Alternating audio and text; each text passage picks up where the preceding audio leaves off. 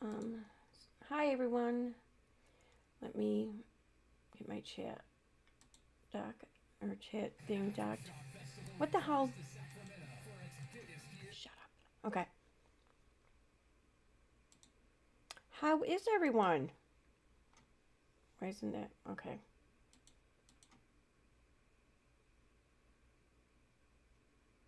Sorry. Just bear with me for a second. I'm getting there. All right.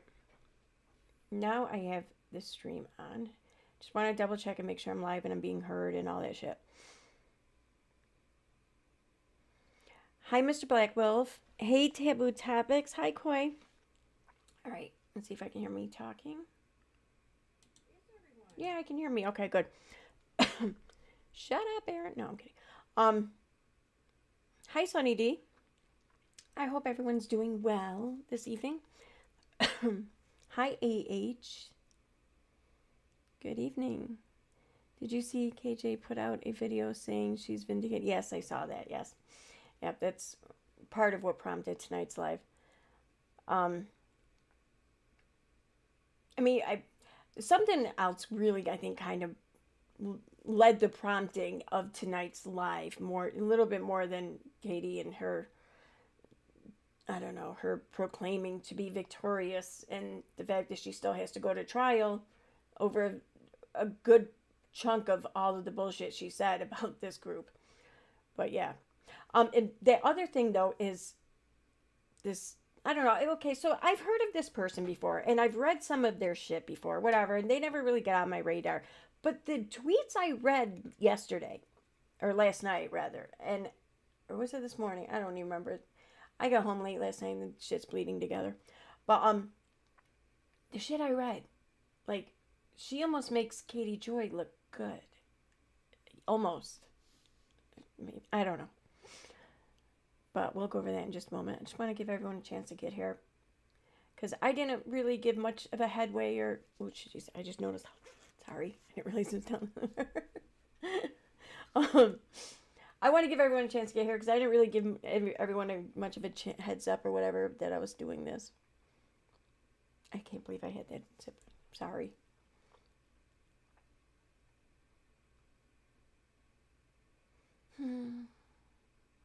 Went to a protest earlier today. There's a group here, in the local chapter for Indivisible.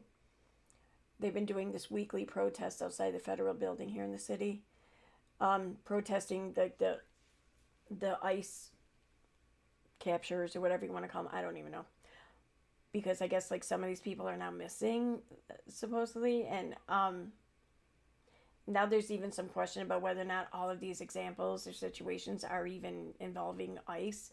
It almost, I guess, someone has like the theory that it's corrections officers. They've been like hired as like a temporary like bounty hunter kind of position, and that's what's going on. I don't know. A lot of this sounds kind of conspiratorial to me, but you never know. I want to look into it a little bit more. But yeah.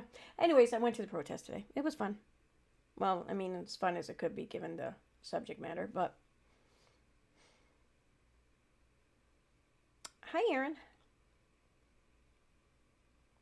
Sorry if this was said, Kate. Good friends with AZ. I don't. Are they good friends? I mean, I don't know. I saw that they knew each other. I read. No, I saw that they did. She did a video or something. I don't know. I don't know the whole like relationship there. Whatever. But okay, yeah, I could see it. Which is fine. I don't really. Again, I stress this all the time. No one on YouTube is going to pass whatever purity test you want to bestow on a creator. When you come across a creator or content that you enjoy rather from a creator, then take what you like and leave the rest. Because, you know, we're going to piss you off. We're gonna. Who is AZ? AZ is another content creator who covered Katie for a while. She also went by, or her channel also went by the name T-Spiracy. If you ever came across a video where there was audio that was enhanced of Katie's husband, he'd come downstairs and he was pissed off and he got something to drink, and he starts talking to Katie saying, I've been locked in that room for 10 hours, or I forget what he said, 10, 12 hours, whatever it was. And he was in the room with his son. That's the room he was referring to.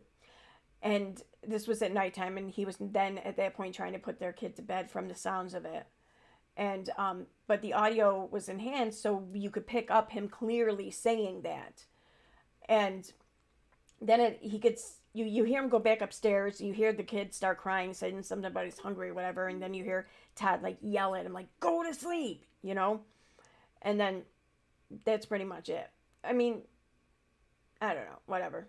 It sounds kind of ass. Well, I get people yell at their kids. God knows I've done it. God knows I probably still do it. I do still do it. But the point the part of that really just kind of really, I don't know, seemed troubling to me is the whole being stuck in a room for 10 hours with the kid. Like, how can you make a kid stay in their room for 10 hours? You know, I mean, it's not like they had like some big construction project going on at the house, and if that's the case, then you go to a hotel or something. You know, you do something. You don't just lock a kid in a room for 10 hours. So that's the only part that I found really troubling about it. But when she enhanced this audio, she made a video about it. So if you come across this audio or this video with the audio where you can hear it clearly, that was AZ's doing. So she was, I don't know, I rather enjoyed a lot of her content, but then she turned out asshole. I haven't seen any of her content come up in quite some time. I don't even know if she still does her channel or whatever anymore, but if she did, I probably would come across it, and I'd probably still watch some of her content. I'd still probably find her an asshole, but I'd probably still watch it.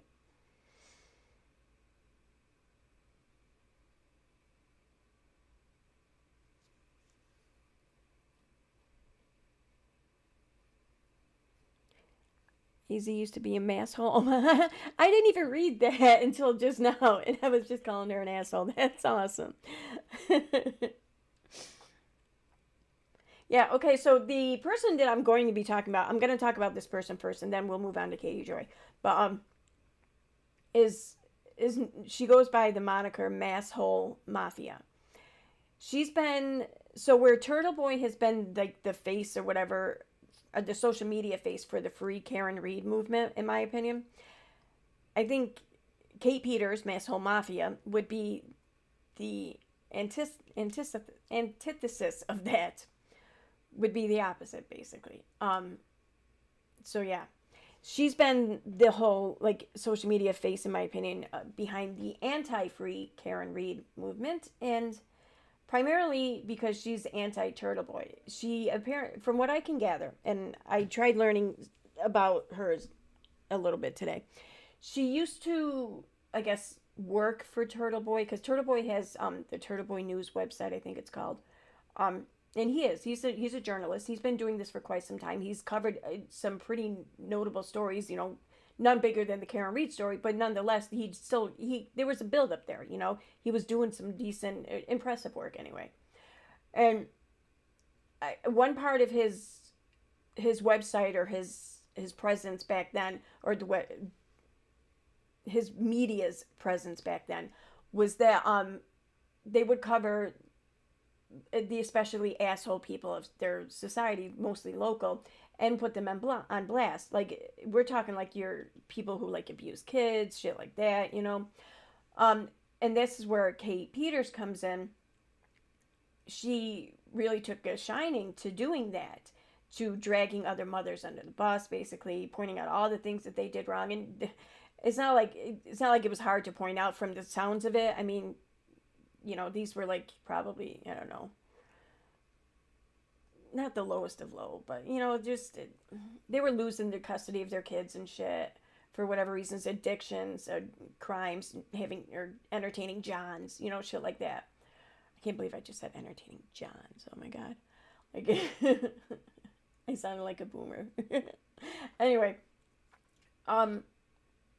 but then, so as she's covering this, come to find out, she had quite the sordid past herself as a mother, as a person, whatever. And she and Turtleboy had some sort of falling out, and she started accusing Turtleboy of stealing like donation money or something like that. Why? My screen makes me look like I'm jumping all around. Am I not coming in clear? Because I specifically avoided StreamYard so that I would come in clear, and I'm using OBS. But okay, so anyway, yeah, she started accusing Turtleboy of stealing money from some fundraiser. I'm not sure what all their history there, but then they started taking out like protection orders against one another, or trying to, and I don't know, that like their whole thing's just it's been a lot of back and forth, and I have to say, though I don't necessarily blame Turtleboy for participating in that back and forth to the extent he did participate in it. That's all I'm gonna say.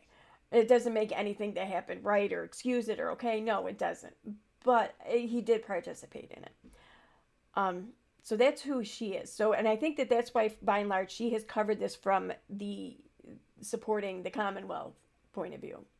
And she's been on Twitter under, Masshole Mafia, but it's at Mafia Masshole.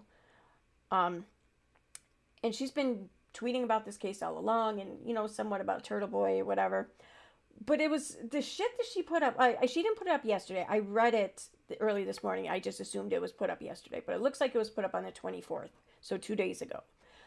This shit that she tweeted regarding juror number 1 is some of the most disgusting shit I think I've ever in my life read on social media. And I used to cover anti-vaxxers, so I mean that's saying something. But like, I don't understand how someone can be so fucking like tone deaf, basically, about just, I don't know, racism, about being white and privileged, and about being an asshole, really.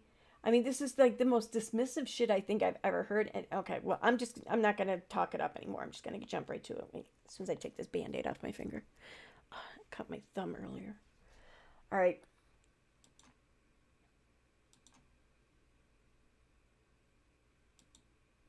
What was that? Okay. Oh, cool. I'm not sharing my screen yet, so I can look at this.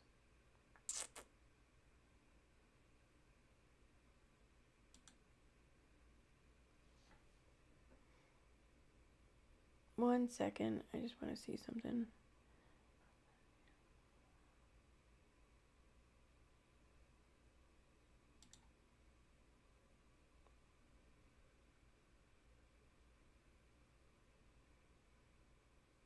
Oh, okay.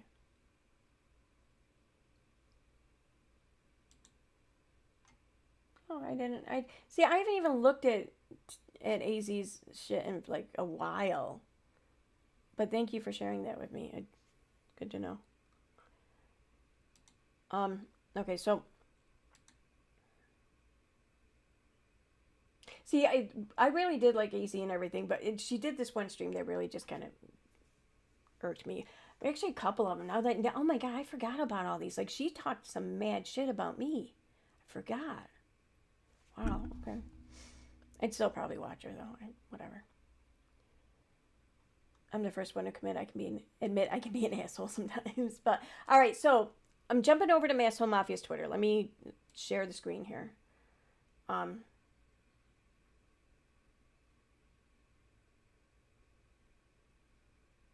Okay. Okay, yay, cool. I did it. So we have here. Now she's talking about juror number 1. And she wrote, "Hey, at Rock, what is an Uncle Tom?" I have to put my glasses. Like, these aren't even my real glasses, or good enough glasses. My old prescription, but they'll work, I think. Shit. They're dirty, though. Damn it.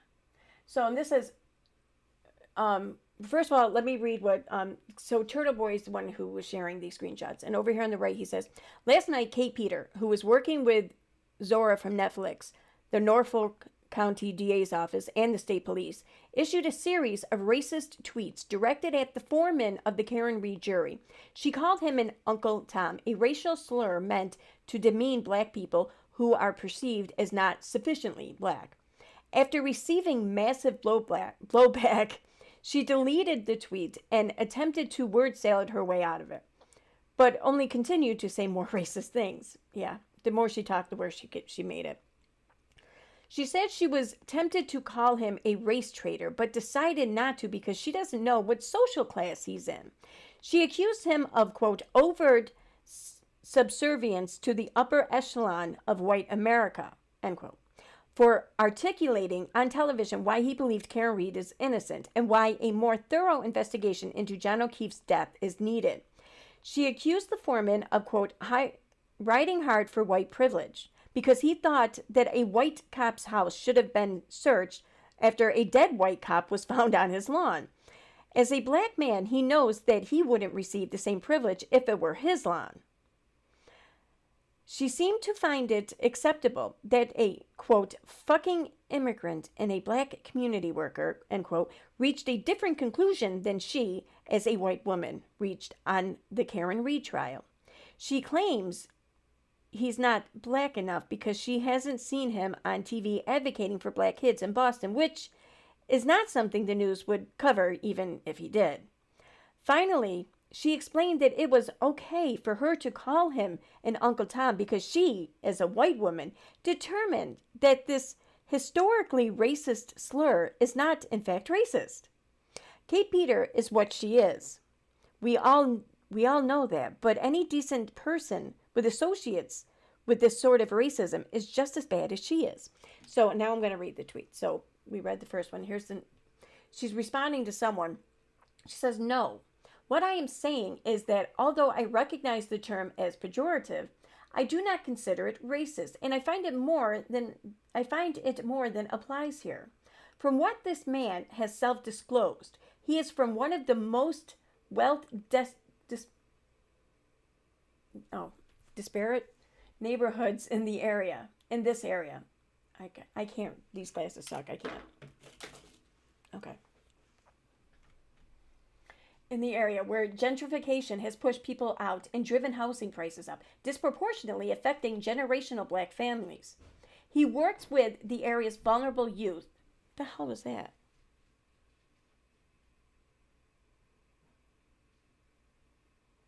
Wait a minute. Oh. Michael, is that you? Okay, never mind. I just heard banging and shit out there. He works with the area's vulnerable youth. The young men he works with are 10.1 times more likely to have their rights violated by police and 2.5 times more likely to be killed by police than someone like Karen Reed. Yet he is out here on TV doing backflips for her and spreading her fantasy while ignoring the reality in his own community entirely. See, now I read that, and that sounded almost like a threat to me, the way it was worded as, the young men he works with are 10.1 times more likely to have their rights violated by police and 2.5 times more likely to be killed by police than someone like Karen Reed. I think there was one I found. I don't know. I put it up on my Twitter. I'll read that in a second. Yet he is out here on TV doing backflips for her and spreading her fantasy while ignoring the reality in his own community entirely. That is the definition of riding hard for white privilege. Maybe the conversation makes people uncomfortable. Fine. But I feel like Karen Reed has attempted to appropriate enough off of black culture without actually recruiting a black man to do it. And he's clearly not dumb. So it's not like he's being duped into it. And someone says, you lost me on this one. We can agree that Karen Reed actually did it, but this is not staying in that lane. Take some time and calm down already. To which Kate then replies, yeah? I've never seen this guy on TV advocating for the kids he claims to work with, or his neighborhood, or anyone but the media-savvy, wealthy female sociopath for whom is demanding the FBI capitulate to. I can't talk tonight. If that is an overt subservience to the upper echelon of white America, I don't know what is. It's easier to swallow when it's equally out touch white people from Norwood or whatever, but it's not. It's a fucking immigrant and a black community worker. At some point, a spade is a spade. They should know better. This media tour for her is unfucking real, coming from the very people who would get fucked over by the system before Karen fucking Reed. Again, that comes off as kind of threatening. I don't know. Someone wrote, haha, the same people that screamed, free Karen Reed, the scumbag murderer, for years are all outraged over a truth bomb. Please, shut the fuck up. So, to which Kate replies, to be honest, I felt like Race Trader was too unfair because I don't know his class and I'm not going to presume so. So I can't call him a class traitor. JP has a pretty high median income relative to some other areas, but low for Boston housing costs overall. And it also has some pockets of real poverty. Working class to poor. Like some white Free Karen Reed are just straight up class traitors. Imagine pretending that Free Karen Reed is some fucking social justice movement when in reality it's just a rich white woman with a social media following exploiting a bunch of people who come from places, backgrounds, and groups in need of social justice. Wow. Yeah. It was pretty bad. Okay, so over on her Twitter, I mean, see, you can see all of these. A lot of these are still up anyways.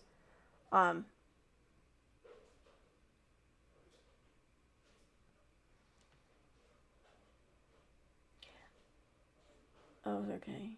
Someone said, I knew the racism was going to come. Step away and seek help. That man was called to duty. He did not insert himself and make it personal to him. Calling him an Uncle Tom for assessing differently to you is plain wrong. What happened to leaving the jury alone? And she wrote, seems like he's doing more than his duty to me. Do you also often do your part to bend over backward for rich white privilege? Getting her off isn't enough. Gotta help prove her innocence too? Do you apply the same fervor to wrongfully incarcerated young black men like Sean Jenkins, or just pretty white women with lawyers backing her interests who defend neo-Nazis, or rob impoverished black teens of their right to a fair trial? Please, give me a better term for it. It's giving Harriet Beecher Stowe. Okay, my problem with all of that is Kate Peters is as white as they come. She's latching onto this, hoping to exploit this cause, fighting racism and hoping to like hijack the emotions of people of color to hurl them at the people she is big mad at. Like, this is a marginalized group of people. They are not like a tool or a weapon at your disposal because you are pissed off about something that had nothing to do with you. And now, and I say that even if it did have something to do with her, I'd still find fault with it.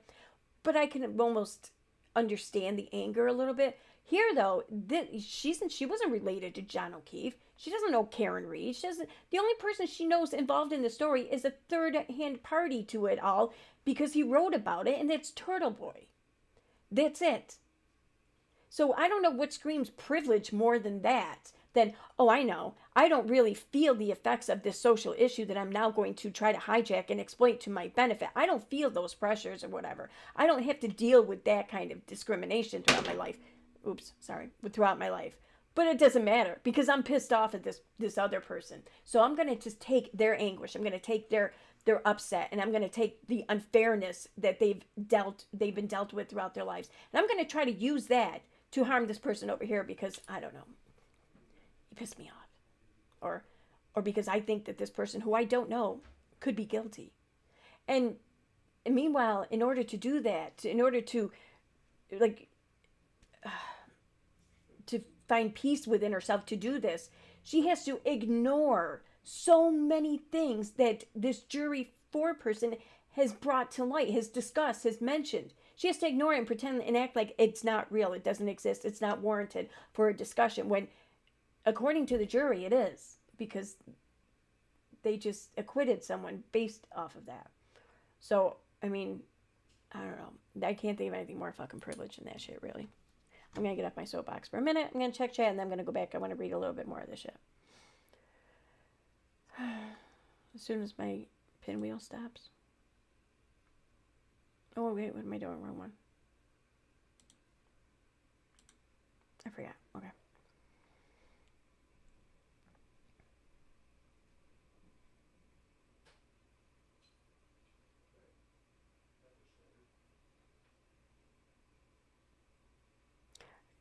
GB has grown up a lot this past year. KP not so much. Oh, I don't doubt that. I don't. Yeah, I mean, and he's also like really blowing up right now too. So I would even venture to say that um, his perspective and priorities may be changing. Which I mean, they should. You know, um, you may be looking at Kate Peters as like small fries. But all right. Oh, sorry. You guys can't see the chat box here. Okay. I mean, see my mouse moving around, but that's all I see. Uncle Tom is equal to the term. Okay, I'm not. Yeah, I get it.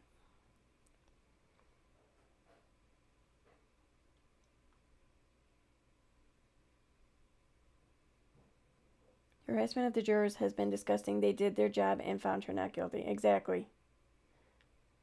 And the one who I feel like is really leading the charge on that is the appointed prosecutor.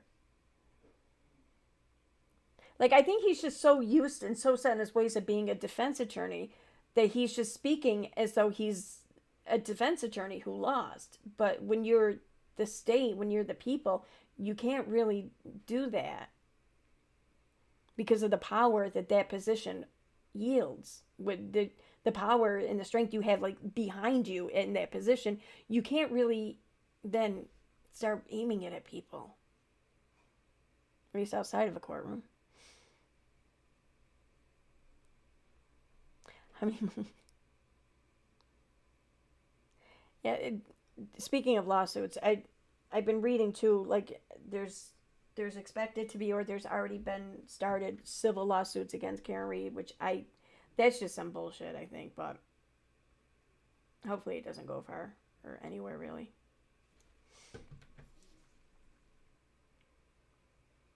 TB is the one that broke the corruption in mass. I may not always agree with how he rants on some of his lives, but he is doing such a great job at this time. See, I haven't watched that many of his lives, but I've caught like some clips here and there that people, concocted. But yeah, and it does sound like he does say or do things a little far out of my comfort zone. But like, okay, so I first really learned about him right around the time he got arrested. It was like right after his arrest I learned about him and this whole situation. And I'll be honest, I wasn't so sure he was going to make it out of that jail like in one piece or at all. Just because it's usually that's not a far cry out of reality for something like that to happen when you're talking about police corruption. And this isn't just police corruption. This is like state police corruption. This is the DA's office corruption. This is just all around corruption. And he's the only one bringing attention to it. And now they had him in jail. I don't know. I mean, I hoped for the best, but so I gotta say, I give him a lot of credit. He came out of that and he kept going. I don't know. I think a lot of people would have had just enough would have been scared shitless enough at that point to be like, okay, I think I need to back off a little bit. But he didn't. He just kept going even harder. And I don't know. I can't fault that. I can't. Okay, I'm going to go on back over to Twitter for now, for a minute. Okay. All right, so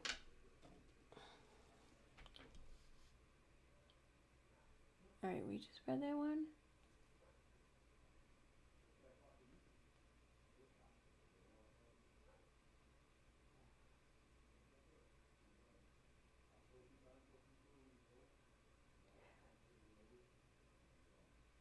See, this is okay.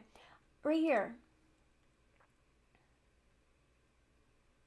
I'm not sure what they're okay. So I already read that one earlier. Okay, someone wrote, "Holy fuck, this is disgusting." So she wrote, no, what's disgusting is helping a wealthy white woman subverting justice when you work with disadvantaged kids in JP all day who will never see that kind of privilege. Thanks. Someone else wrote, what are you talking about? Are you trying to justify your gross behavior by citing someone else's gross behavior? If that's the case, you're saying their actions are acceptable and you're jealous of those wallowing in the ditches because the sun is hot on the high road. And I already read that one earlier. Someone else wrote, maybe because of his experience with LE and the justice system, he is in the perfect position to see clearly and make appropriate decisions. And here, Masshole Mafia writes, I have no idea what his personal experience with the justice system is or is not. He's a youth worker, so I'd assume it's pretty limited, but I bet he knows a lot of people who have had pretty bad experiences and would tell you Karen Reed has not had one. You don't think being arrested and framed for a police officer's murder is not a bad experience? What the fuck? She's had like the ultimate bad experience. Maybe only the one, but I'd say it's a pretty big one. I mean, and the whole thing of like, how dare he, vote or whatever, not guilty for Karen Reed, for this rich, privileged white woman. How dare he do that and not fuck over the cops? So let's say that he did have all these negative experiences with law enforcement growing up. Why would you expect him to be sympathetic to them now? I mean, it's her own logic just kind of collapses on itself. But the whole point of like, how can he support this woman who's never had these bad experiences with these cops when he or someone he knows has? It's almost like, how could he do that? How could he leave himself open or vulnerable to this, for this future harassment coming, by not taking the officer's side? And why is it the officer's side? If Karen Reed didn't do it, it doesn't automatically mean for sure that someone else in law enforcement did it. I can see there being reasonable amount of suspicion to start, sure, but it's not. She could have been found guilty and still someone from the police department could have done it. You know what I mean? Her being not guilty does not automatically shift the blame to someone else. Only if there's evidence to point to them will the blame be shifted. That's the thing. So if that happens, then it's not because the jury foreman did have bad experiences with officers. It would be because there's evidence depicting their guilt. So, but that somehow gets lost. All right.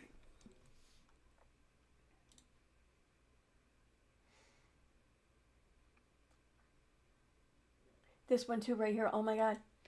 Someone wrote, maybe consider that in his opinion, he's riding hard against police corruption and or negligence, leading to wrongful convictions regardless of race. Can't understand how anyone thinks using the term Uncle Tom doesn't have racist implications. Jeez.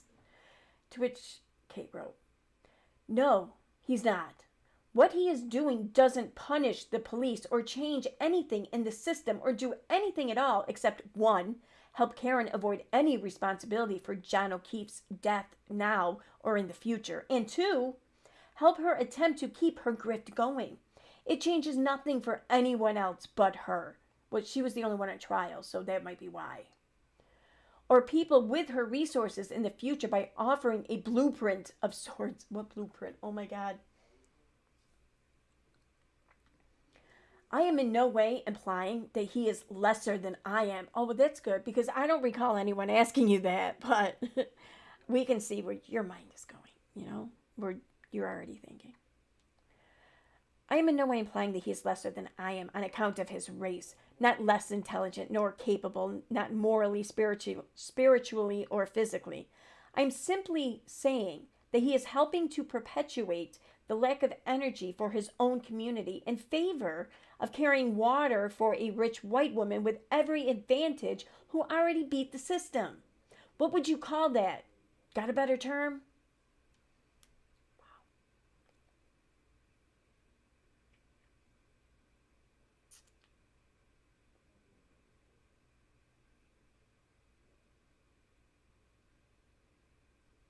Wait, since when did you care about kids? Oh God, I don't read this one. I care deeply about inequality of all kinds, economic, social, racial. This is the epitome of it. ICE is literally scooping high school kids up like Nazis, and young black men are still being incarcerated at an alarming yeah, per, dispropor, disproportionate rate. And you've got a female Muslim immigrant and a black man championing for a privileged white sociopath and spending their exposure talking to people about how innocent and wonderful Karen is. Frankly, you all say, quote, we could all be Karen. But really? Because I can point to a lot of people who look like Paula or Mr. Foreman who are actually getting railroaded by the system or are poor like me or a combination of both. And they get none of the crowds, no cheers, no donations, no advocacy. For anyone willing to bow down and play a willing part in that, I said what I said. Uh-huh.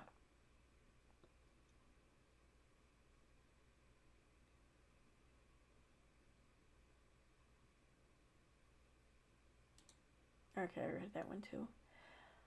Um, wait, what? So was she just copying and pasting? I think she is. Whatever.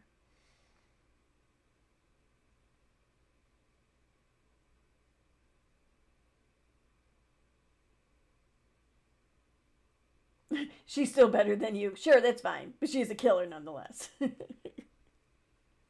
It's actually funny.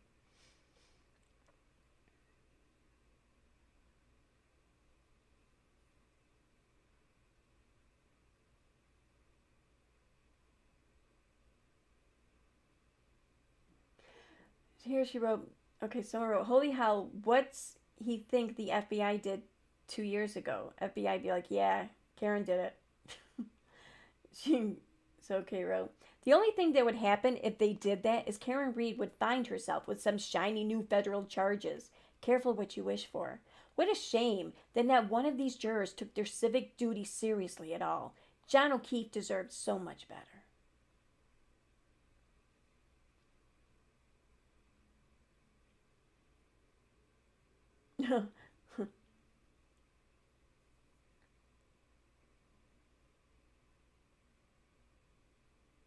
Wait, what's this? During Karen Reed's first trial, she was in regular communications with ADA Adam Lally. At one point prior to jury deliberations, Peter met with Adam Lally for lunch. During this lunch meeting, Adam Lally told Peter that he knows the foreperson who is a retired police officer and he, the juror, is guaranteeing a mistrial. This is what was verbally reported to me by Peter. She told me, Kate Peters, okay. She told me she was paid 1,500 each month via Cash App for her assistance in the Karen Reed and Aidan Kearney prosecutions. Peter believes that Karen Reed is innocent, but she has to play the game. I interpreted this to mean Peter's role is to publicly promote and advocate on social media that Miss Reed is guilty. Peter opined to me that, quote, if anyone killed John, it was redacted, an asshole. I wondered that too, because I wonder, like, this can't be all just be like, it can't be just her hate for Turtleboy fueling all of this. Like, there's a YouTube channel with just like a million, like, pieces of content. There's Twitter, there's a lot of other places, I imagine. I don't know. I just really only visit those two sites. But, oh, Facebook. There's some shit on Facebook. Oh, that's right. I had that pulled up. But and I've been wondering if this was part of like I don't know. Like like a PR campaign. I don't know, but I wondered. I don't know if it'd be if $1,500 a month would be right though. Jesus.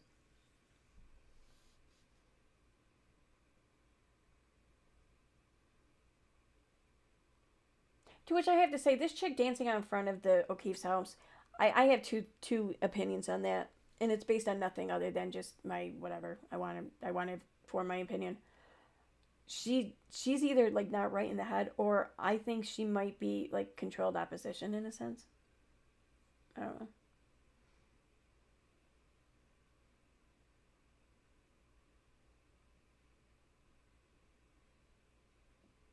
All right.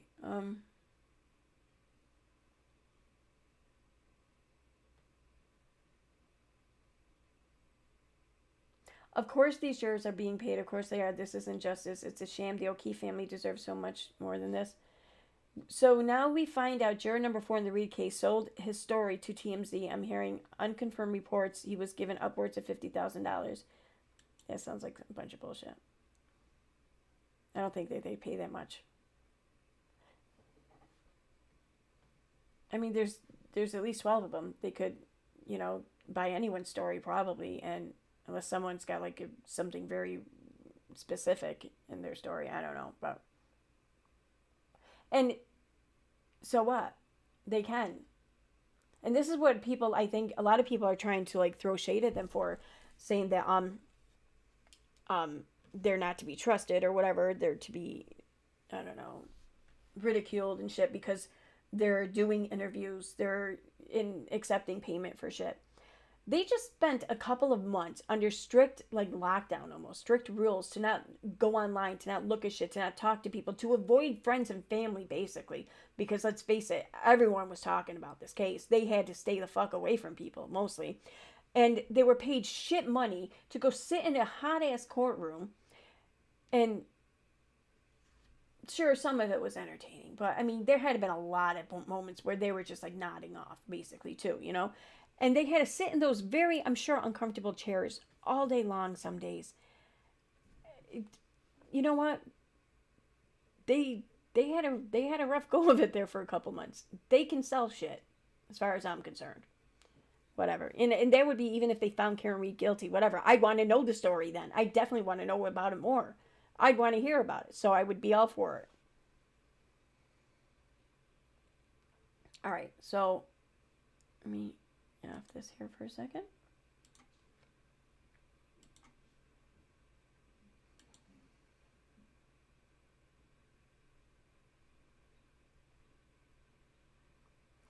All right. What was I looking at over here? I saw a couple of things I wanted to read.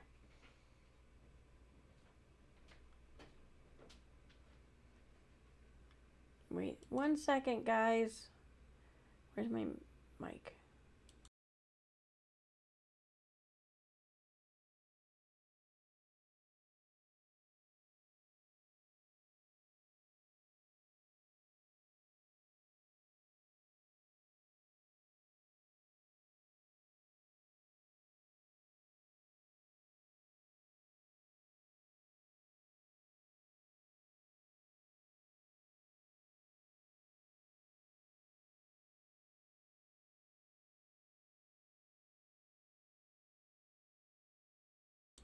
I was muted, right? Nobody heard that, right? Anyway, you wanted to close my blinds because it's getting dark here. Um, yeah, I know hatred can control a lot, especially a woman who feels wronged. Yeah, I don't know the entire backstory for the two of them. I need to, if I'm gonna keep discussing this, I need to learn it for sure. Um, Bye, Vivian. I hope you have a good night at work.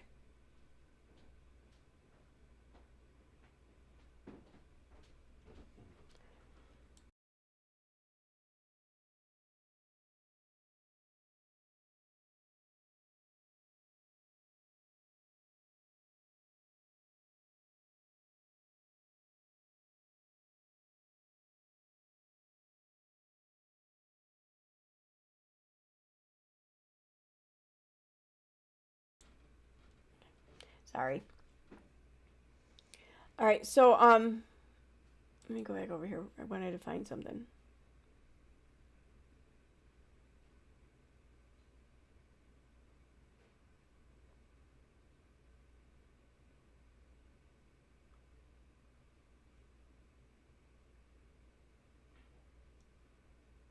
What year was it? What am I on? I'm in 2023.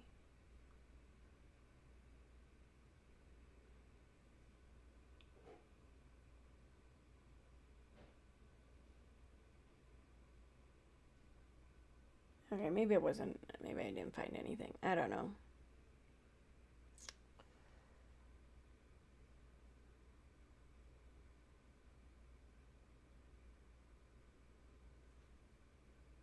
All right, so I recently joined the Turtleboy OnlyFans group on Facebook. I haven't been looking up things in there, but I'm thinking that I didn't actually see anything in there. All right. Oh, okay. All right.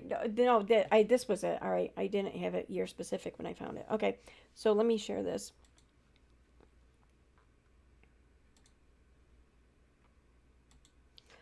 All right. So, and this says, and it's a public group too, so I'm not sharing anything from a private group. I just want to point that out.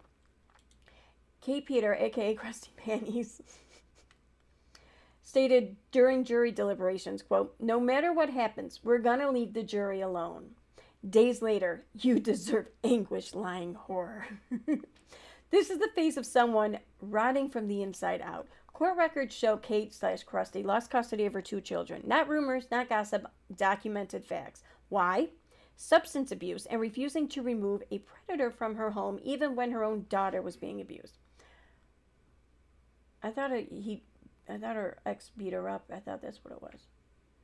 But now she's online pretending to be the moral compass of a movement. The only thing she's leading is a crash course in projection, pain, and pure venom. This isn't advocacy. It's abuse, rage, and deep festering hate. Kate Peters doesn't want justice. She wants a stage to punish the world for her failures. In the screenshots, Kate is responding to a comment made by Paula, seen at the bottom of the thread. For context, Paula Predo is the Brazilian attorney who served as a juror on in the Karen Reed trial. So, here we have. Paula wrote, "That's it for today, truly. Thank you for all the kindness and support. I'm already old news, and honestly, perfect timing. Summer's here." To which Kate replies, "Shut the fuck up. You've done enough damage to the people who knew and loved John O'Keefe with your insensitive ass comments and shitty agenda."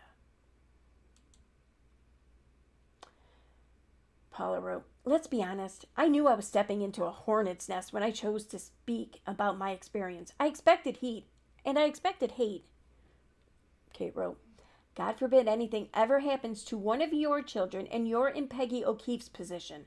I would look you right in your crying face as I said, not guilty, were I on that jury. Pray you never experience her anguish, even though you deserve it, because you contributed to it. Go back into your hole. No one cares what you have to say, you lying whore." Wow. Okay, we already read that one.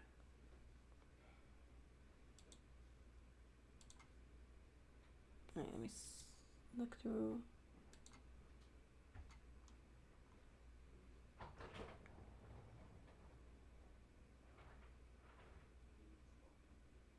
Oh, this Wendy Murphy too. Oh my God, I forgot about her. All right. So I guess this Wendy Murphy went a little manic too upon learning the verdict. So this is her on Twitter. And then over here. "I don't mind being wrong about the verdict or anything else, but I mind jurors being allowed to sit in judgment on serious cases if they're stupid. Low IQ jurors and people who generally can't understand science or who believe in myths and conspiracies should be per se unqualified. Think about how stupid the Karen Reed jury had to be to find her guilty of OUI, the charge with the weakest evidence, and not guilty of manslaughter, which Reed admitted to and the undisputed text stream data proved beyond all doubt. Stupid jurors should be stripped of citizenship." What the fuck?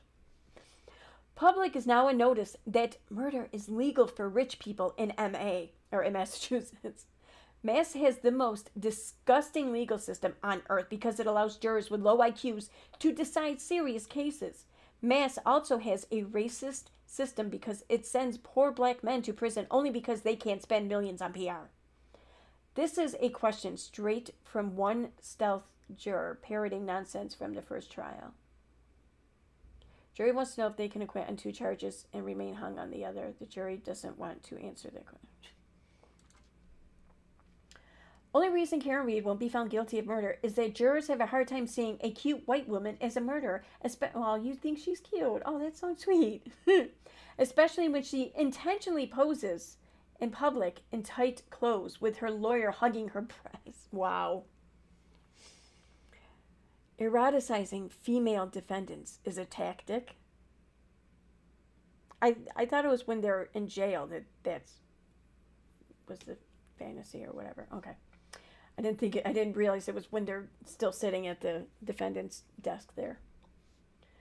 The jury asked about a surcharge. What the fuck?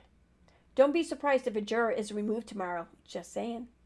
Stating the obvious, but a hung jury in Karen Reed's case greatly increases the odds that the turtle guy goes to prison for a long time. Just long enough to get past the 3rd trial. One reason the government will try Karen Reed for the next 20 years, if they must, is to punish the lawyers for all the lies and nonsense. No judge at any level of the system wants lawyers to think this crap is a legitimate way to try a case. Might work in Hollywood, not here. But it did work here. That's not what happened, but still. Okay, so we know for sure it will not be not guilty all around. This is good for the Commonwealth because they absolutely will try Karen Reed again and again and again. Likely the jury is trying to compromise with a manslaughter verdict like last time, and they want to know the consequences of doing that. Would be interesting if the Karen Reed jury already voted guilty on murder too. Makes sense since it needs no decision about intoxication. Now they're tangling with the other 2 charges and the often confusing lesser included stuff. When Karen Reed is convicted, don't cheer like a gladiator. Be civilized and cheer like someone who thinks justice matters. Yo, I think she actually thought that it was going to be guilty. Wow. Jury reportedly didn't look at Karen Reed this morning. Bad news for Reed. Guilty and maybe even murder too.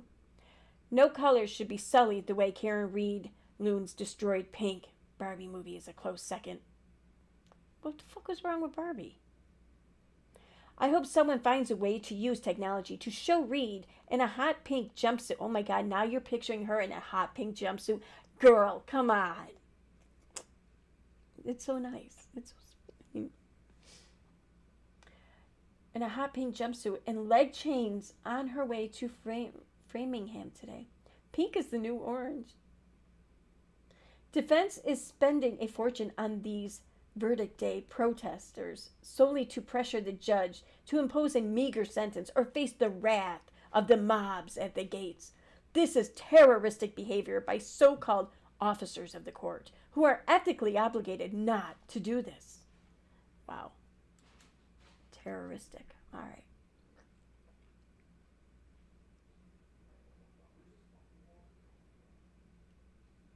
Is that it? Let's hope for a guilty verdict at exactly 2:27. This case deserves a poetic ending. I don't get it. What was it? Oh, was that supposed to be? Was that the Google search or something? I think that might have been it. $10. They already have a verdict and are only going home to prevent unjust criticism for coming back too quickly. Right after lunch tomorrow to avoid rush hour. Guilty. Manslaughter. Cuff her, Dano. Terrible news for Karen Reed. The jury is coming back tomorrow and had zero question today. Tomorrow she will begin her prison sentence, which means no freedom until, at the earliest, June 17th, 2030. Studies show that people are much more willing to hold on to obvious lies than accept that they were dumb enough to believe them in the first place. Oh, that seems like some insight right there. I think this is the person who also tweeted something like, she said something to the, she said something to the aspect of, she had spoken to, out of all the judges and attorneys she's spoken to or whatever, they all say that changes are coming. There will now have to be an IQ test or whatever for jurors or some shit like that. I quoted it and I'm like, but then what will you do? Because when you can't be judged by a jury of your peers, after you inevitably catch a case, if stupid people can't judge, then you won't be judged by your peers. Then what? But whatever. Then I found out she's an attorney or something, I think. So I don't know. Maybe she's not stupid. Anyway.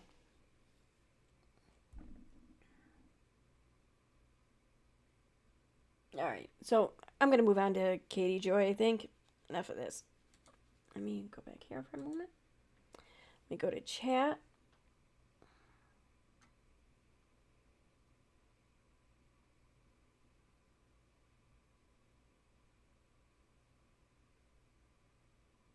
The first jury was protected by the judge sealing it. Well, wasn't this jury too?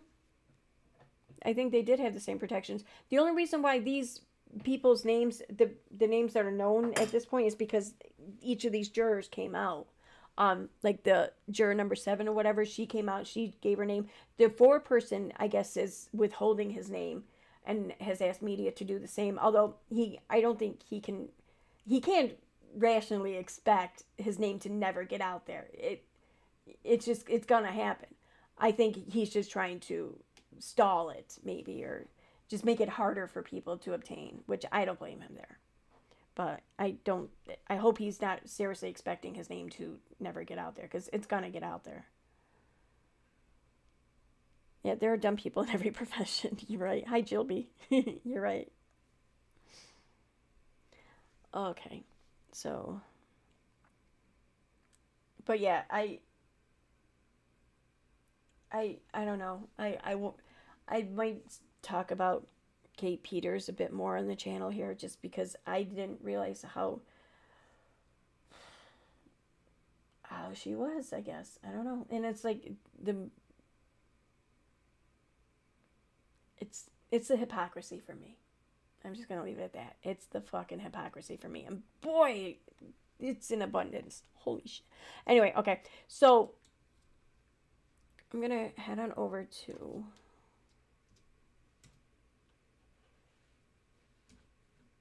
oh.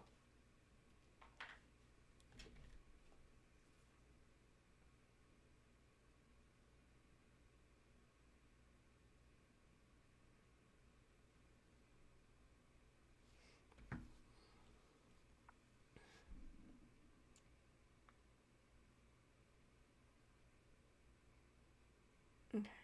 Well, that's not what I wanted.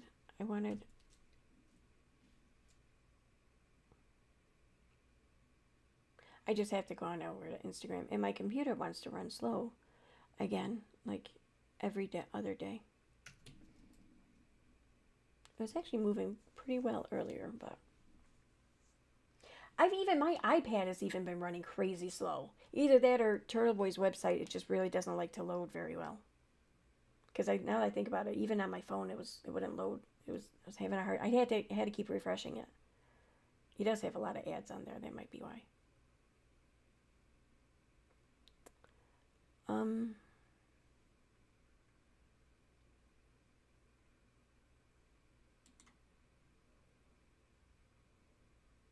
So I know Katie Joy made a video proclaiming to be victorious, because for those of you who don't know, the judge came back with a ruling on summary judgment motions, and she awarded Katie the summary judgment on a few of the claims or talking points or whatever, only because the link to go back to the original post and see it for herself, or to really give a ruling on it, was no longer in existence. Like the media had been removed or deleted, or the link was broken, whatever. So because they could not be independently verified and then ruled upon, the judge had no choice but to award summary judgment for those specific claims. As far as everything else goes, though, she ruled no. This needs and deserves to be heard by a jury, because a jury may very well rule in favor of the petitioner, because you done some fucked up shit potentially. That's how I read it anyways. And I think that's how I think that's how it was meant, basically. So she made a video saying how, oh, I won my lawsuit in part, which means, yeah, the rest is just going to come any day now, because where the first part came, the second part was surely just follow. Like, this is how she's almost explaining it. And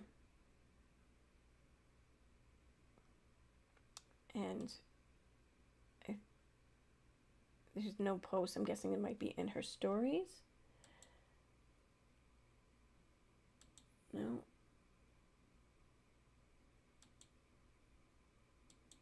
All right, update on Todd.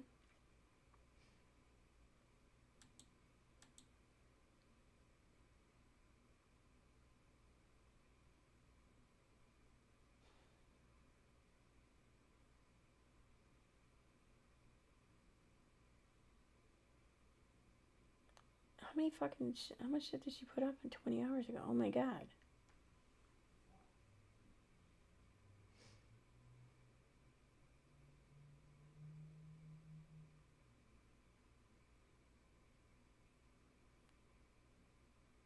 Okay, it may not be up anymore. I may have to find it somewhere else.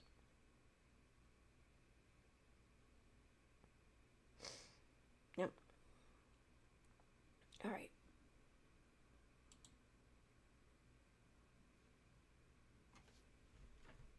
I know where I can find it.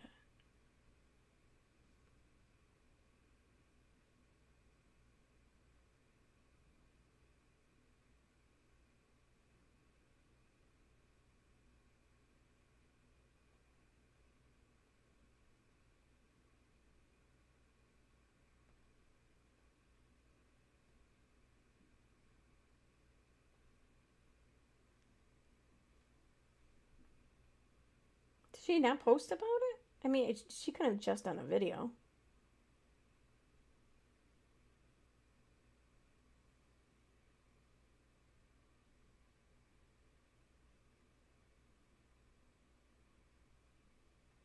Oh wait, Balls would have it. What am I thinking?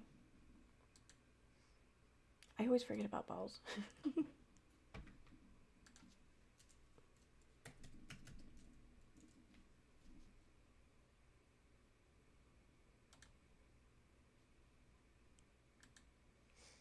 All right, so let's see here.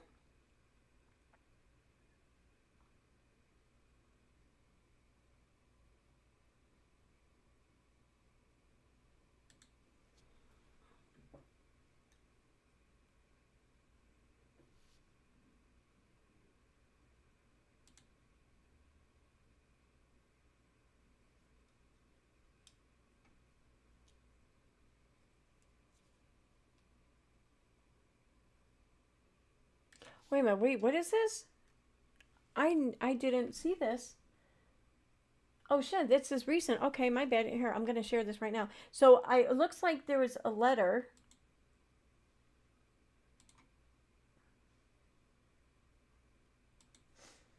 from Troutman Martin Law. So from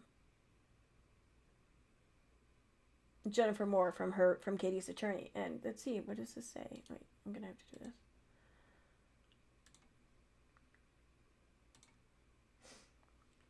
Submitted by us. Okay. Pursuant to Minnesota General Our Practice, defendants respectfully request permission to file a motion to reconsider the court's June 23rd order denying in part their motion for summary judgment. Compelling circumstances warrant reconsideration based on clear legal errors involving fundamental First Amendment protections that are dispositive of plaintiffs' claims. 1. The court erred by treating protected opinion as actionable fact. The judge clearly explained why she did that, or why she didn't view it or deem it as strictly opinion. The court order commits a fundamental. Oops, sorry, I hit my microphone. The court's order commits a fundamental error by concluding that Ms. Paulson's commentary and use of hashtags could be found defamatory. The First Amendment's protection of free expression rests on the principle that, quote, under the First Amendment, there is no such thing as a false idea. The order finds a jury question exists because Ms. Paulson, after stating her opinions, quote, usually follows up those posts with hashtags referring to trafficking, etc., forced labor. This reasoning reveals a critical legal error. The court failed to conduct the required threshold analysis of whether the hashtags themselves constitute protected opinion. The determination of whether a statement is protected opinion is a question of law for the court, which must be resolved before the issue of actual malice is even considered. Instead, the order conflates these two distinct inquiries. Characterizing a group as a, quote, cult is a classic example of non-actionable opinion. In the fast-paced, abbreviated context of social media, hashtags like trafficking function as rhetorical shorthand to frame a topic of public concern, here alleged exploitation, not as meticulously drafted criminal accusations. See, the thing is, though, is that when it comes to shit like that, you can't just judge a portion on itself. You have to look at it as a whole. So when you're looking at the tweet as a whole, where she's sharing her opinion, and then she's putting these hashtags in there, but the post itself that they're connected to is not rhetorical, then the hashtags are not rhetorical, and it's perceived the way it's perceived. So that's the thing. I mean, okay. Such rhetorical hyperbole is not actionable. The court's failure to perform its gatekeeping duty on this question of law is a compelling reason for reconsideration. 2. The court misapplied the actual malice standard. The order correctly identifies that plaintiffs are public figures, but then misapplies the actual malice standard. For public figures, the plaintiff must prove that the defendant acted with knowledge of falsity or reckless disregard for the truth. At summary judgment, the plaintiff must come forward with clear and convincing evidence from which a jury could find actual malice. But the judge isn't saying that there's evidence of that. The judge is saying that there isn't not evidence of that, and therefore it should be left up to a jury. The order bases its findings of a triable issue almost exclusively on the fact the plaintiff disputed the truth of Ms. Paulson's statements in their depositions. This reduces the constitutional standard to a common law credibility contest. A public figure cannot defeat summary judgment simply by saying, that's not true. They must present affirmative evidence that the journalist subjectively entertained serious doubts as to the truth. The order identifies no such evidence, thereby improperly shifting the constitutional burden to the defendant journalist. The court failed to recognize that boycott advocacy is a constitutionally protected justification for tortious interference. The order fails to address a dispositive constitutional defense to plaintiffs' tortious interference claims. The court found as fact that, quote, Ms. Paulson encouraged people to boycott plaintiffs. Speech advocating for a consumer boycott on a matter of public concern is constitutionally protected and cannot form the basis of a tort claim. Then why is it people are threatened with arrest or whatever if they boycott, like, companies that are based out of Israel? Like, why is that illegal then? I mean, I'm not trying to start any shit here. I'm not saying I'm on one side or the other, and as far as that whole shit goes, I'm just saying it's the one and only time I've ever heard of a boycott being illegal. So why is it okay for it to be illegal there, but not in other places? I don't know. It's the hypocrisy for me, I think. So.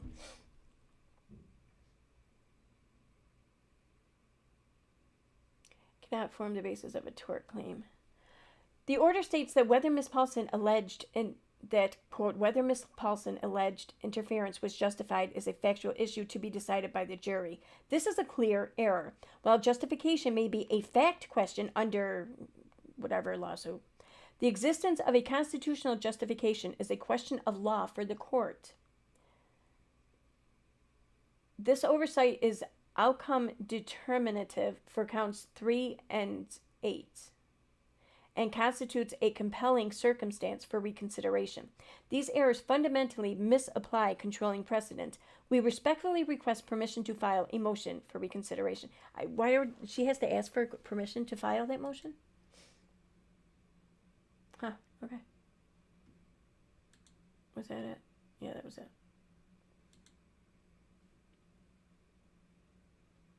Right.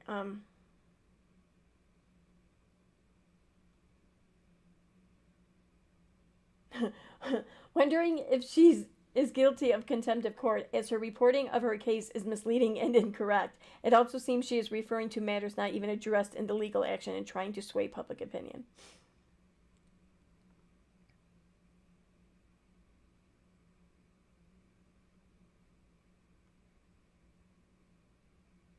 Okay. What's this from?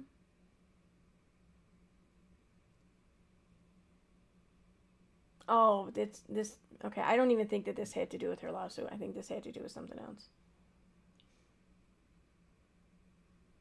And I think the winter is coming kind of tips it off that it's not about her lawsuit, because the whole Khaleesi thing with Blake Lively. So I think that's why she's making the winter is coming comment here, because that's what this is pertaining to.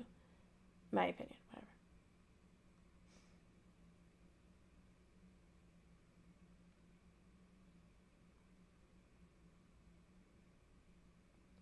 Oh. Okay, so here we go. What's this one?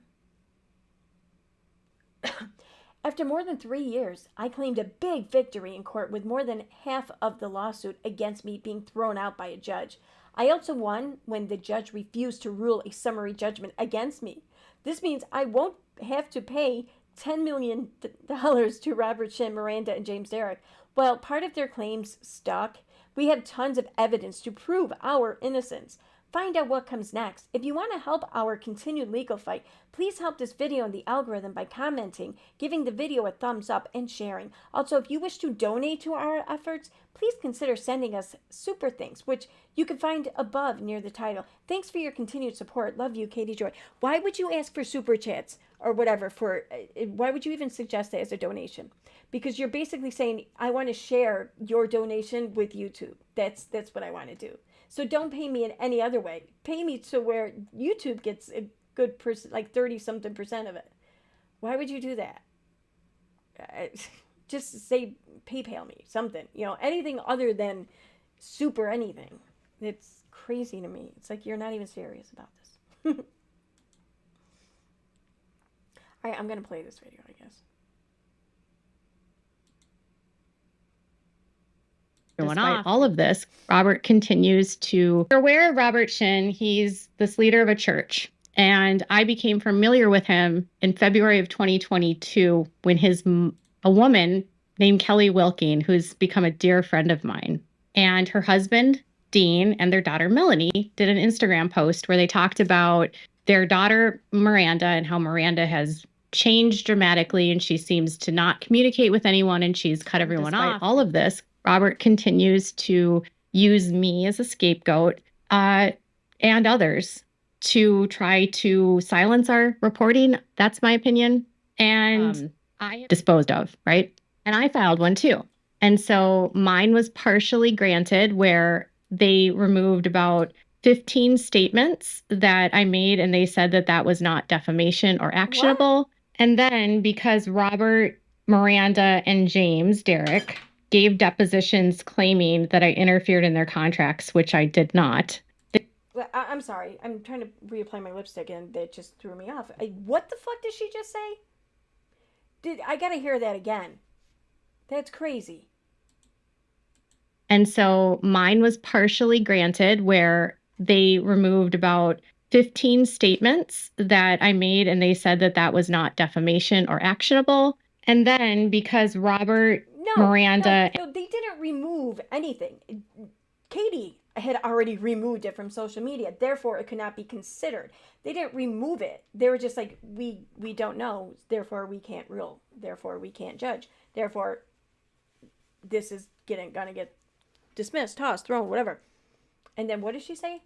And James Derrick gave depositions claiming that I interfered in their contracts, which I did not.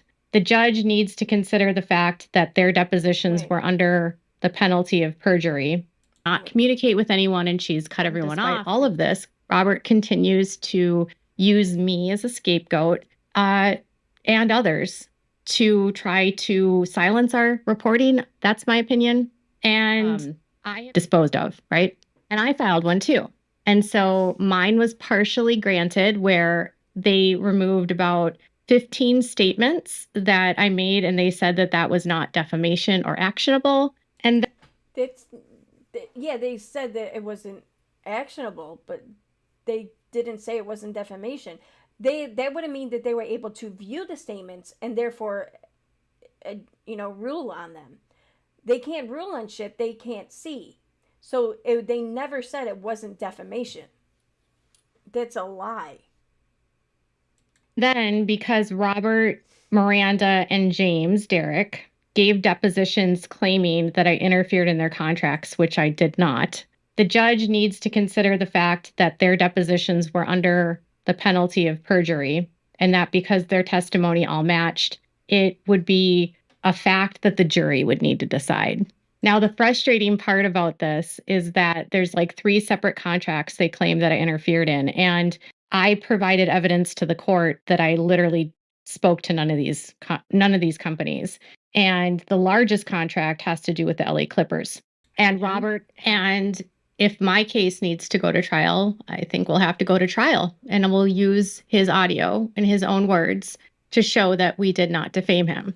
Miranda and James Derek, they said in their depositions that they were not a part of the church anymore, yet they haven't reunited with their family. And here's audio from 2020. No matter what he says or does, he's not going to silence my voice, and he's certainly not going to stop me from having a friendship with Kelly and Dean Wilking and helping them by being a support to them and being a listening ear to them if they need to talk, and chat with them on the phone if we need to chat. I mean, if you're wondering, Miranda's parents support me. Miranda's parents, Dean and Kelly, support me.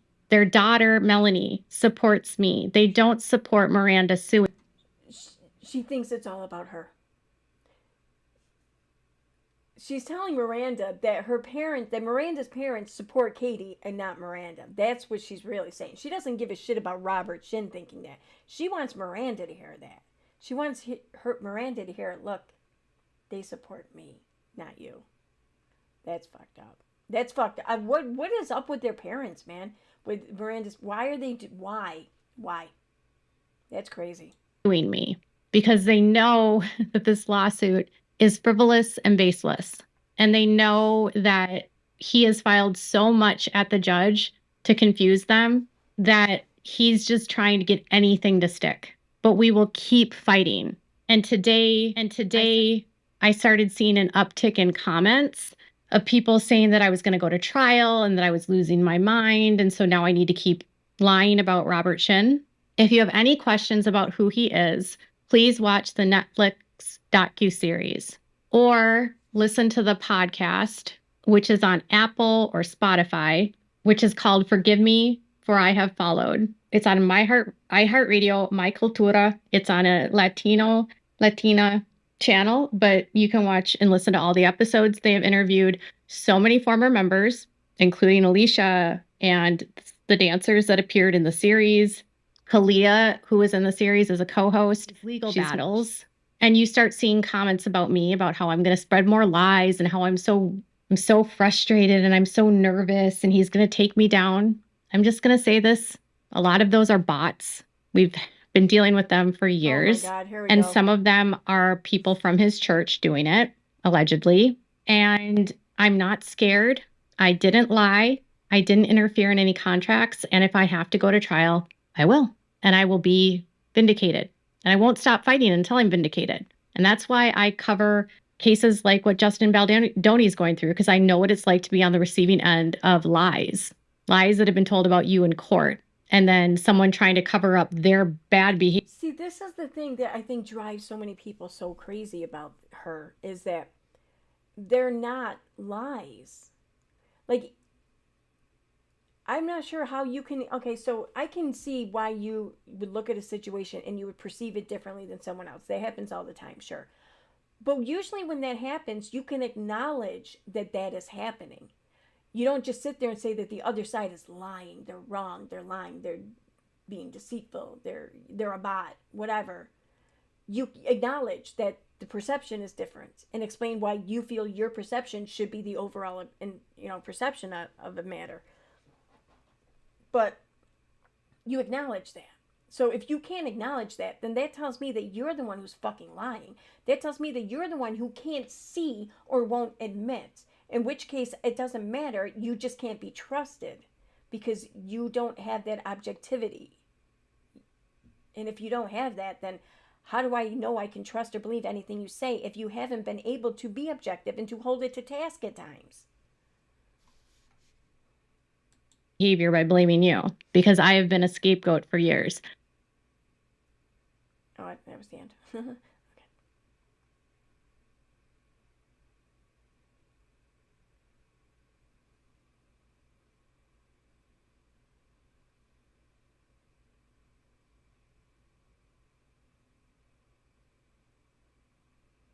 What?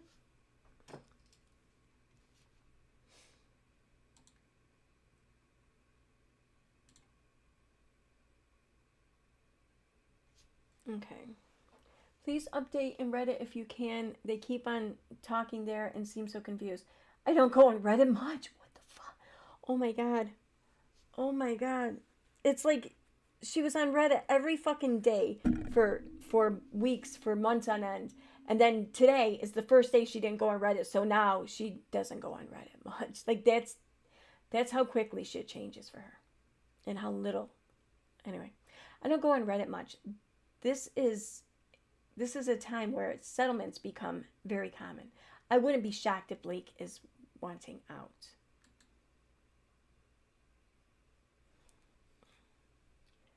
Not even without a crystal ball knows what bombshell she's talking about until it happens. It's still coming, I promise. No, it's not.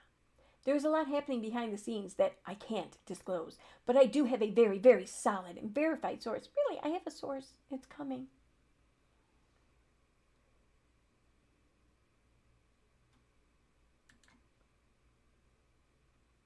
I promised that winter was coming for Blake Lively. I said that there were situations happening behind the scenes that would be revealed that would impact Blake's case. I never said that this news had anything to do with an amended complaint. I don't speak to Justin's attorneys. My sources don't have anything to do with legal choices. Oh, so you don't have any real sources then. I could only say that Blake's case and her entire narrative is a lie. And there is a lot going on behind the scenes that has not yet been revealed. So it's which she has to say and share is nothing new. Okay.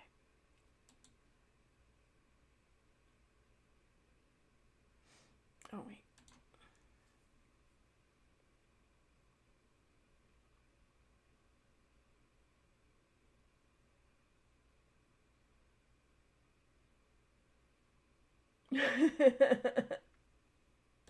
What?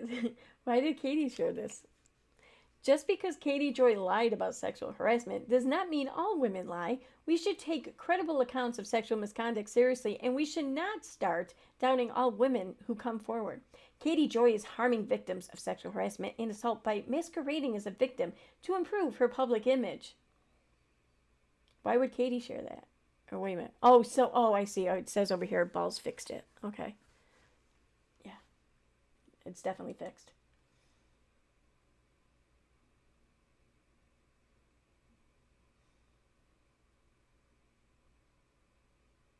Okay. So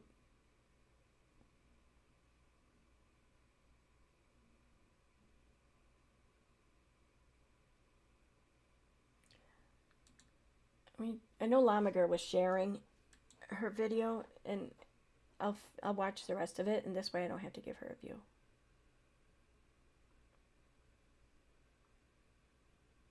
I knew she wouldn't be able to stay quiet, Katie. You are a liar.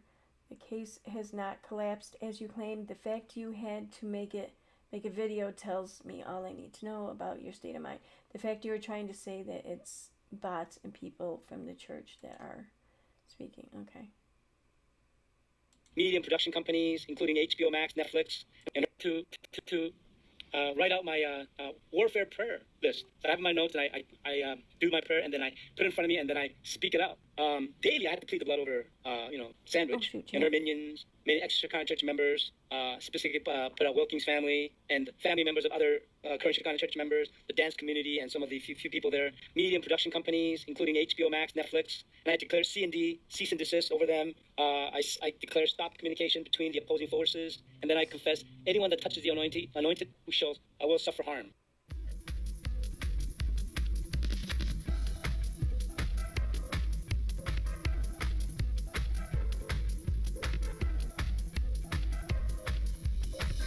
They actually sounded better. Hi, besties. It's Katie from Withoutacrystalball. That audio clip is Robert Israel Shin, a pastor in the state of California, who was the subject of a Netflix docuseries called Dancing for the Devil, the 7M TikTok cult. That series premiered 1 year ago at the end of May. It was a huge success for Netflix, and it was #1 in 27 different countries at one point. And Robert Shin has also been suing me since April of 2022. It's been almost 3 years, over 3 years at this point. And in January, we filed a motion for a summary judgment. And as with all legal cases that are complicated, it took the judge over 6 months to provide a ruling to us. And we got a ruling yesterday. And it's a little bit of a mixed bag. Had an opportunity to go over this with my team, and I have a good, solid understanding of where we're going to go next. But the good news is that Robert was seeking a summary judgment against me, meaning he said that he had enough evidence to prove his case against me and that I defamed him and that I caused economic harm to him and that I, interfered in his contracts. So if you're aware of Robert Shin, he's this leader of a church, and I became familiar with him in February of 2022 when a woman named Kelly Wilkin, who's become a dear friend of mine, and her husband, Dean, and their daughter, Melanie, did an Instagram post where they talked about their daughter, Miranda, and how Miranda has changed dramatically, and she seems to not communicate with anyone, and she's cut everyone off, and she's... Considering just how these parents have kind of treated Miranda and everything, and I think they're getting the friend they deserve in Katie Joy. Maybe. It might be a bit harsh to say that. I don't know. Gotten married and she didn't tell anyone. And they start talking about this group being very high control. And I started covering the story like many other bloggers. In fact, the story was viral. I was one of many content creators and independent journalists that covered this on social media. And I was targeted specifically by Robert because, in my opinion, I became friends with Miranda Wilkins' family. And my relationship with Miranda's family was a source of contention for him. And my opinion is that he wanted them to stop speaking out. And as you heard in that very beginning, he wanted to divide people and make them so they couldn't communicate anymore. And he said that he did a warfare prayer every day. He gave me a name called Sandwich. And in his warfare prayer, he said that anyone that touches the anointed will be harmed. So he wanted Kelly and I to stop talking. And he also wanted to... This whole sandwich thing. How do we know, how does Katie know or believe that the nickname was created for her? Because I thought I remembered readings or something being stated in one of the old lawsuit filings or whatever, that one of the other women that Katie talks to or whatever regarding this issue or this church or whatever, that one of them, her and her husband maybe owned like a sandwich shop. I'm not positive. I could just be getting it confused with something else, but I want to say that I'm not. And if that's the case, then why would why would the nickname be about Katie? I don't know. If y'all know what I'm talking about, can you let me know? Because I'm starting to question my own fucking shit. To cause spiritual harm to us. There's dozens of these types of audio recordings that have been revealed by an amazing woman named Priscilla Lee. She is currently suing him in the state of California, and they're going to be going to trial later this summer. And Alicia and Robert are suing one another. Alicia is suing him for a variety of related fraud charges, trafficking charges, and gender violence, and sex trafficking or human trafficking. And she alleges that he controlled her life for years and controlled her where she could live, how much money she made, her income. He was her employer. And she also alleges that he coerced her into a sexual relationship where she had no control and he could come whenever he wanted to get whatever he wanted from her. Alicia shared her story in the docuseries that I worked on, along with her sister Melanie and other dancers that have left. The series actually spawned a podcast which spoke to former members of Shekinah Church, where they also shared their stories with Robert. And over the years, more and more people have spoken out. And yet, for some reason, despite all of this, Robert continues to use me as a scapegoat and others to try to silence our reporting. That's my opinion. And I have been dealing with a lawsuit with him for, like I said, 3 years. So the good news is that Robert filed what was called a summary judgment against me. And he was trying to claim that I had done so much damage and that based on discovery, he could prove it and that we didn't need to go to trial and I did all of these things and that he was going to ask for like millions of dollars from me. And the judge denied his entire summary judgment. So he didn't prove to a judge that I had done what he said and that. In other words, the judge denied the request to just make a ruling in their favor right now. I think that's what they were asking for anyways. So the judge just said, no, a jury needs to hear this. It was enough to skip trial or to have the whole case. I saw in the chat too, someone else pointed out something that was quite, duh. But where'd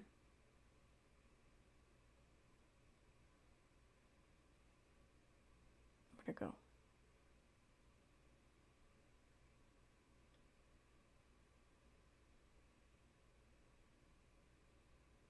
$85, the claims or whatever in the lawsuit. Yeah, the judge dismissed a few of them, but 85 still remain. And it says 13 here. Maybe that's how many were dismissed, and 85 still remain.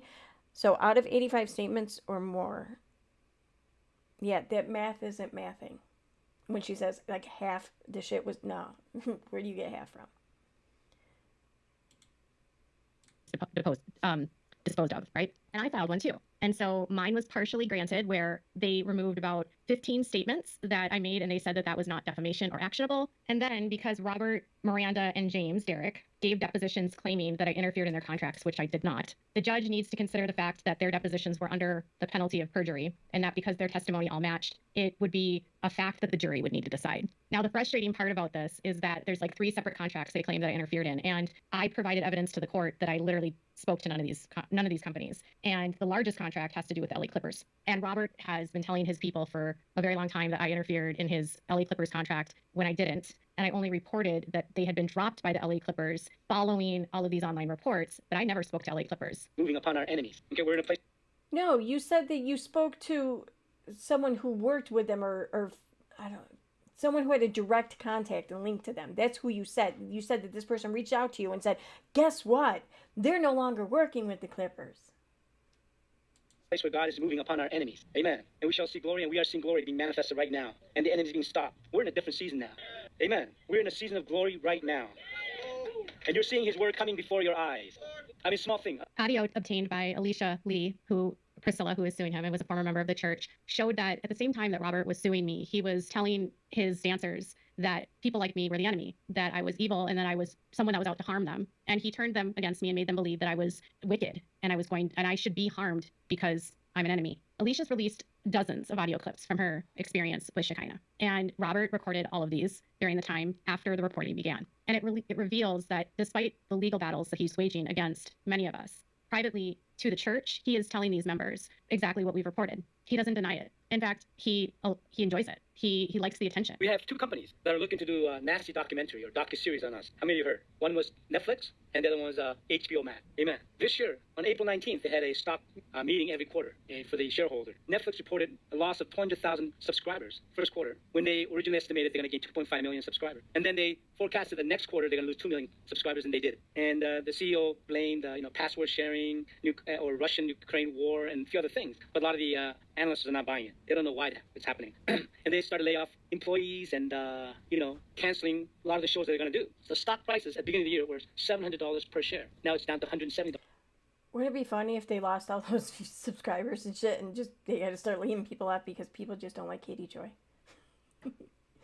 I know.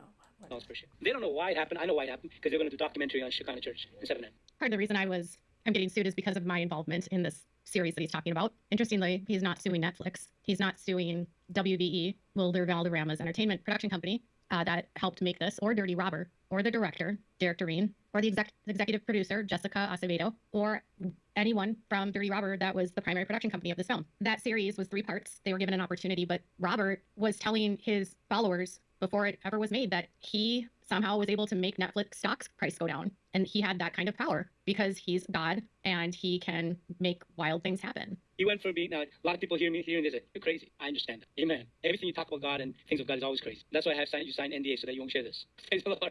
Amen. So I can sound crazy to you. That's it. As you hear, Robert says that he knows it sounds crazy when he makes claims like he was able to get God somehow to make Netflix stock prices drop. He was able to do that, you know. He knows it sounds crazy. So how does he control the crazy? He makes everyone sign NDAs in the church so that nothing that he says can come out into the public. The problem was that once the story started getting out there, people began to leave. People like Priscilla, who has bravely shared these audio clips. These are Robert's own words. Robert wanted the attention of these. He even boasted about how even negative attention was good attention. He's laughed about how people call them a cult. In fact, in his deposition with me, pretty sure Katie said the same thing.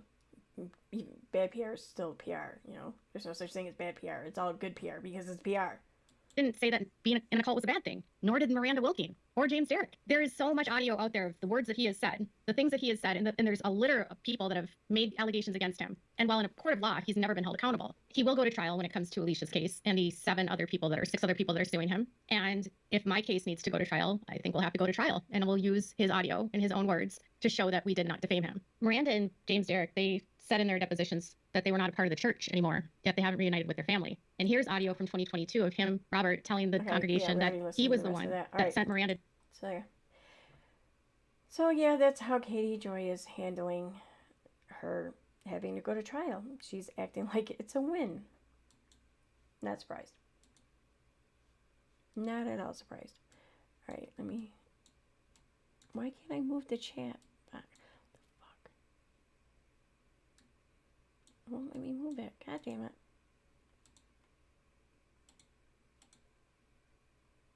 All right. Maybe after this Katie trial, he may sue the others. Maybe.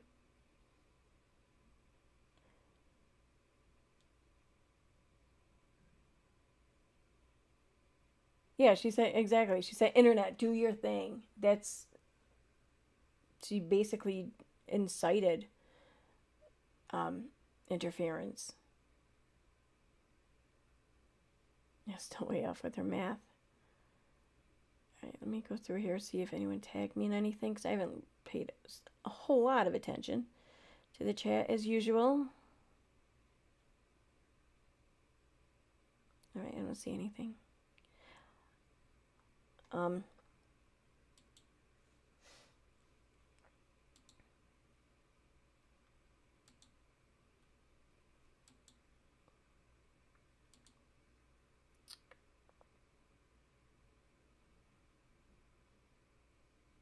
Okay.